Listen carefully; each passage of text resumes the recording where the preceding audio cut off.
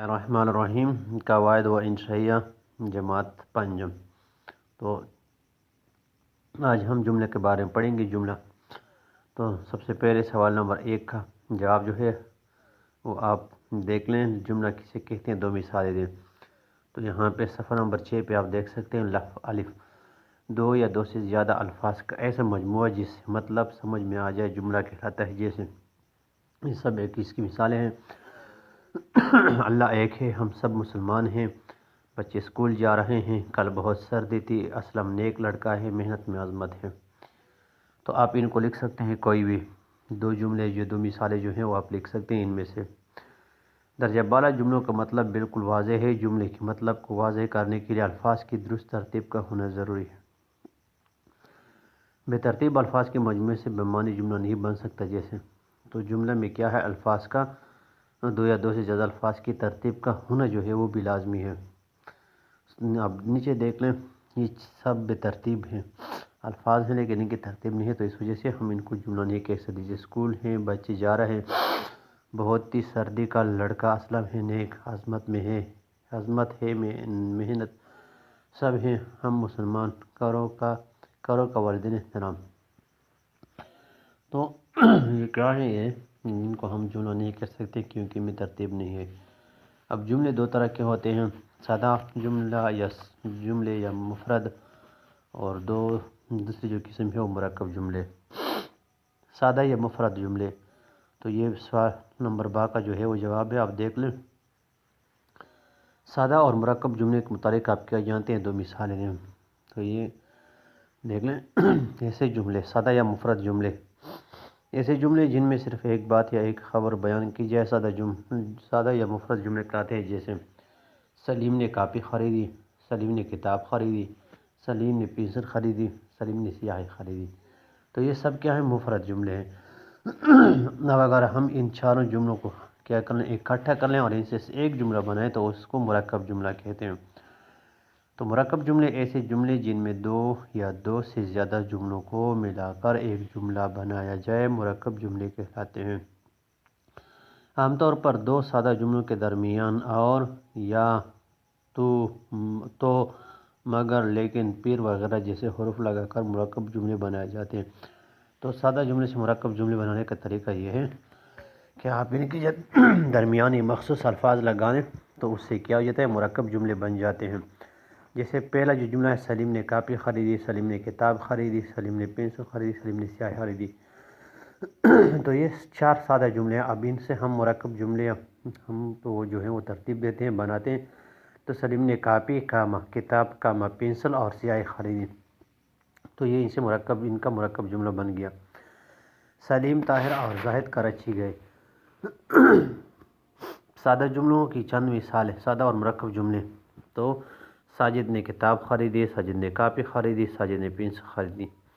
اب اس کا مرکب جملہ کیا ہوگا، ساجد نے کتاب کاپی اور پنسل خریدی۔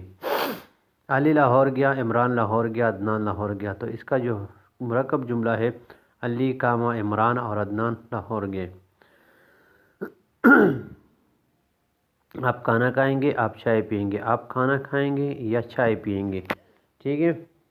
مریم نے کمپیوٹر خریدا، مریم نے کیلکولیٹر خریدا، مریم نے کمپیوٹر اور کیلکولیٹر خریدا، کیلکولیٹر۔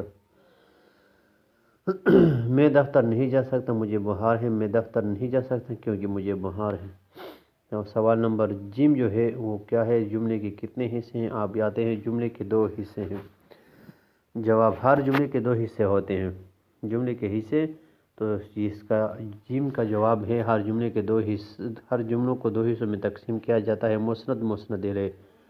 اب دال کی طرف آتے ہیں، تو سوال نمبر دال ہے، مسند الیہ اور مسند سے کیا مراد ہے، مثالوں سے واضح کریں۔ تو آپ دیکھ سکتے ہیں، مسند جملے کا وہ حصہ جس میں کسی شخص یا جگہ یا چیز کے بارے میں بتایا جاتا ہے۔ وہ شخص یا چیز جس کے بارے میں بات ہو رہی ہو اس کو مسند کہتے ہیں۔ جیسے علی ہونہار ہے، ہمارے محنتی۔ پہلے جملے میں علی کے بارے میں بتایا گیا ہے کہ وہ ہونہار ہے، اس لیے ہونہار مسند ہے۔ دوسرے جملے میں مریم کے بارے میں بتایا گیا کہ محنتی ہے، اس لیے محنت مسند ہے۔ یعنی جو کچھ بتایا جا رہا ہو کسی چیز کے بارے میں، وہ کیا ہوتا ہے، وہ مسند ہوتا ہے۔ اور یہ مسند جو ہے وہ ہمیشہ مسند الیہ کے بعد آتا ہے۔ مسند الیہ جملے کا وہ حصہ جو اس شخص یا جگہ کے بارے کو ظاہر کرے جس کے بارے میں کچھ بتایا گیا ہو، یعنی جس کے بارے میں بات ہو رہی ہو اس کو مسند الیہ کہتے ہیں۔ مسند الیہ ہمیشہ مسند سے پہلے آتا ہے، یہ جو ہے اس کا جو ہے وہ علامت ہے، اس کی نشانی ہے۔ علی ہونہار ہے، مریم محنتی ہے، تو علی اور مریم کے بارے میں بات ہو رہی ہے تو اس لیے اس کو ہم کیا کہتے ہیں، مسند الیہ کہتے ہیں۔ پہلے جملے میں علی کے بارے میں بتایا گیا اس لیے علی مسند الیہ ہے، دوسرے جملے میں مریم کے بارے میں بتایا گیا اس لیے مریم جو ہے وہ مسند الیہ ہے۔ نوٹ: جملے میں مسند الیہ ہمیشہ پہلے اور مسند بعد میں آتا ہے، تو یہاں پہ آپ دیکھ لیں کہ مسند الیہ پہلے آتا ہے اور مسند بعد آتا ہے، اور یہ دوسری بھی بات جو ہے مسند اسم بھی ہو سکتا ہے اور فعل بھی۔ تو یہ کیا ہے، اب آگے دیکھ لیں ہم جو ہے وہ اس کو حل کرتے ہیں جملے، اور اس میں مسند اور مسند الیہ ان کو ہم نکال لیتے ہیں، ان کو علیحدہ کر لیتے ہیں۔ احمد کھیلتا ہے تو احمد جو ہے وہ مسند الیہ ہے، اور کیونکہ اس کے بارے میں بات ہو رہی ہے اور کیا بات ہو رہی ہے وہ مسند الیہ ہے۔ نہیں کھیلتا ہے، امن نماز پڑھتی ہے تو امن مسند الیہ ہے، وہ نماز پڑھتی ہے یا نماز جو ہے وہ مسند ہے۔ عالیہ اسکول جاتی ہے تو عالیہ جو ہے وہ مسند الیہ ہے، اسکول جو ہے وہ مسند ہے۔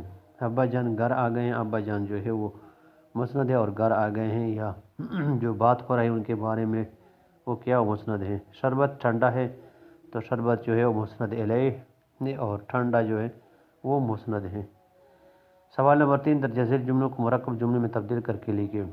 سادہ جملے: سلیم کراچی گیا، طاہر عدنان کراچی گیا، عدنان کراچی گیا۔ سلیم، طاہر اور عدنان کراچی گئے۔ مرکب جملہ: نجمہ نے چائے کھانا کھایا، نجمہ نے چائے پی، نجم نے کھانا کھایا اور چائے پی لی۔ ٹھیک ہے۔ اسلم نے گائے خریدی، اسلم نے بھینس خریدی، اسلم نے بکری خریدی، تو اسلم نے گائے، بھینس اور بکری خریدی۔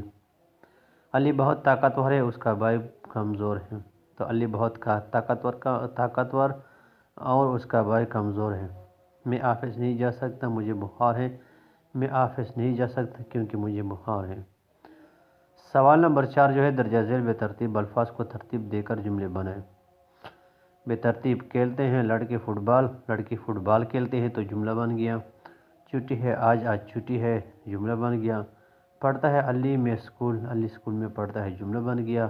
بارش ہے رہی موسلا دار ہو، موسلا دار بارش ہو رہی ہے، تو یہ کیا ہے، جملہ بن گیا۔